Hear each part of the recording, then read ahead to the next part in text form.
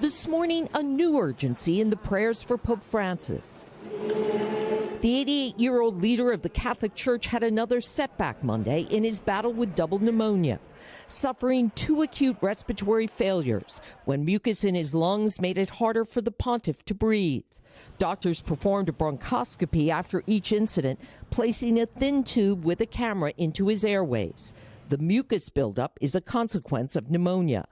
A Vatican source says blood tests show no new infection and the Pope doesn't have a fever. It's another setback in under a week after Francis had a respiratory issue Friday. And doctors are closely watching how well the Pope, who has had long-standing health issues with his lungs, is breathing. Austin Ivory is a papal biographer and co-author of a book with Francis. This is the longest hospitalization of his papacy.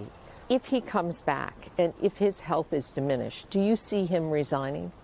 So he's always said that for him the papacy is for life, and we've seen that he doesn't mind being a frail pope. In other words, he doesn't have to be in the best of health. In his Sunday prayer, Francis wrote about the blessing that is hidden within frailty and said he is thankful for the opportunity to share in body and spirit the condition of so many sick and suffering people.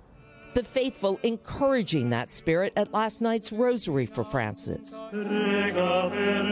praying for his well-being.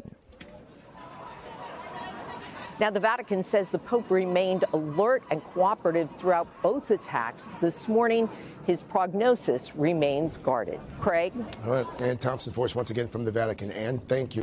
Hey, thanks for watching. And don't forget, you can catch the Today Show every morning on NBC or take Today when you're on the go. Just follow the Today podcast on Apple Podcasts, Spotify, or wherever you listen.